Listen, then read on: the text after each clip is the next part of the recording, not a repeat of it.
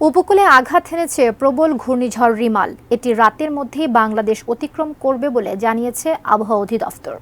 ঝড়ে এ পর্যন্ত 2 জনের মৃত্যুর খবর নিশ্চিত করেছে দুর্যোগ ব্যবস্থাপনা ও ত্রাণ মন্ত্রণালয়। পটুয়াখালীর রাঙাবালিতে বেড়ি বাঁধ ভেঙে 3টি সহ 11টি গ্রাম প্লাবিত হয়েছে।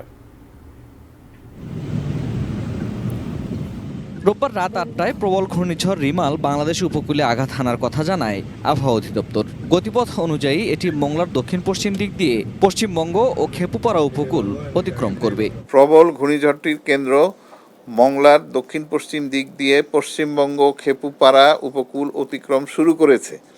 ঘূর্ণিঝড়টির কেন্দ্র আরও উত্তর দিকে অগ্রসর হয়ে 1 থেকে 2 ঘন্টার মধ্যে উপকূল অতিক্রম করে সম্পূর্ণ ঘূর্ণিঝড়টি পরবর্তী 5 থেকে 7 ঘন্টার মধ্যে উপকূল অতিক্রম সম্পন্ন করতে পারে।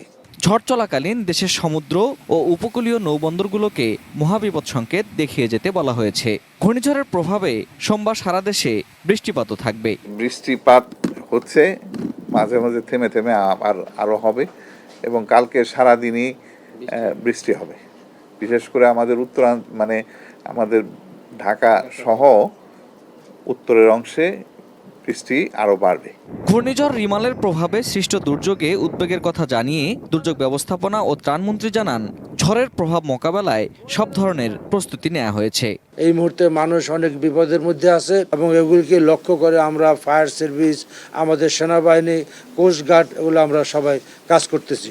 উপকূলের প্রায় 8 লাখ মানুষকে নিরাপদে সরিয়ে নেওয়ার কথাও বলেন প্রতিমন্ত্রী। দুর্যোগ পরবর্তী সময়েও সবকিছু সমন্বয় করে কাজ করবে মন্ত্রণালয়। সবাই আমরা খুব সমন্বয়ভাবে কাজ করতেছি। আপনারা জানেন যে ইতিমধ্যে সমস্ত জায়গায় যেগুলি ক্ষতিগ্রস্ত হচ্ছে, সাথে সাথে আমরা ইতিমধ্যে সংবাদ দিয়েছি যে এগুলি যেন 2-1 দিনের মধ্যে এই রিপোর্টগুলি আমাদের কাছে চলে আসে, কোথায় কে ক্ষতিগ্রস্ত হয়েছে, এবং আর সাথে সাথে যেন আমরা এটার ব্যাপারে প্রয়োজনীয় ব্যবস্থা নিতে পারি। এই জন্য সংশ্লিষ্ট রোডস, যোগাযোগ, ওয়াপদা যতগুলি মন্ত্রণালয় এই দুর্যোগের সাথে সম্পৃক্ত, সবাই এর পক্ষে কাজ করতেছে। Ferdous Rahman, ATN news, Dhaka.